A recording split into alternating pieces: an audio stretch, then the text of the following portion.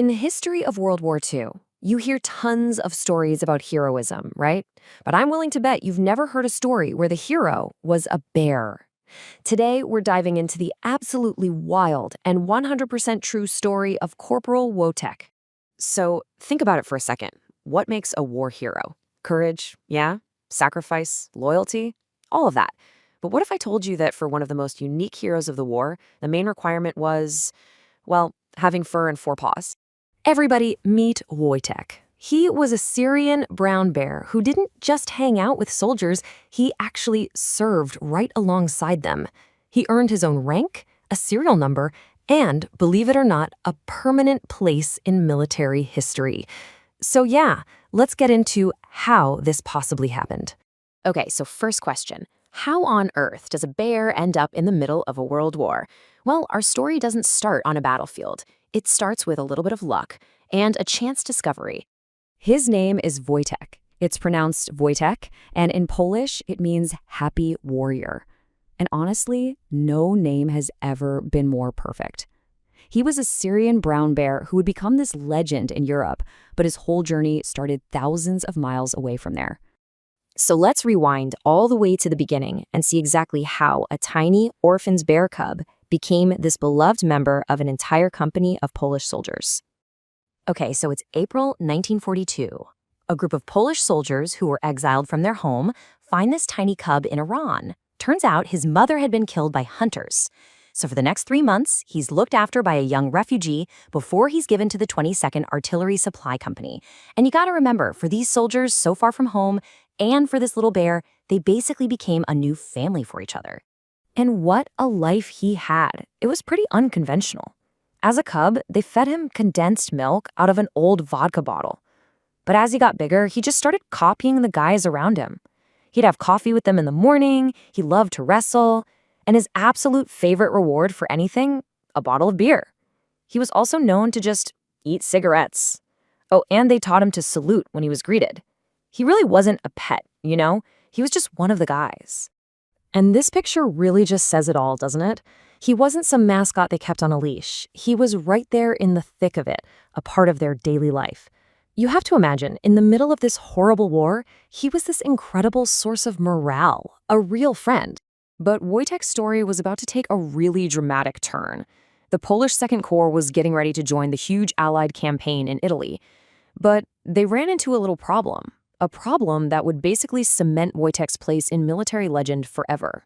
So here's the situation. The whole company and their bear are stationed in Egypt. Their next stop, the front lines of the Italian campaign, which was one of the absolute toughest and bloodiest parts of the entire war. But there was a rule. A big one. The British transport ships that were supposed to take them across the Mediterranean had a strict no-nonsense policy. Absolutely no pets or animal mascots on board. And just like that, it looked like they were going to have to leave Wojtek behind. So what do? The rules say your bearer can't come with you. Well, these soldiers came up with a solution that was so simple and so brilliant, it's almost hard to believe. They enlisted him. I'm not kidding.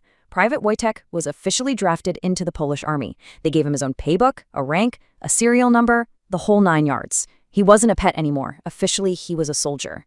And since the British had no rules against actual soldiers boarding the ship, on he went. And it was during the absolutely ferocious Battle of Monte Cassino that Private Wojtek showed everyone he was way more than just a name on a piece of paper. He saw his fellow soldiers struggling to carry these super heavy crates of ammunition up to the front, and he did what he'd always done. He copied his brothers. And he wasn't just, messing around. He was carrying 100-pound crates packed with artillery shells. This was a job that normally took 4 men to do, and he would just carry them from the supply trucks right up to the artillery positions, and he never dropped a single one. He was genuinely helping the war effort. What he did there was so incredible, so inspiring to the men, that the 22nd Artillery Supply Company actually changed their official emblem to honor him. It became a picture of a bear carrying an artillery shell. And for his bravery and service at Cassino, Private Wojtek got a promotion. He became Corporal Wojtek. He was a total legend, this living, breathing symbol of the Polish spirit.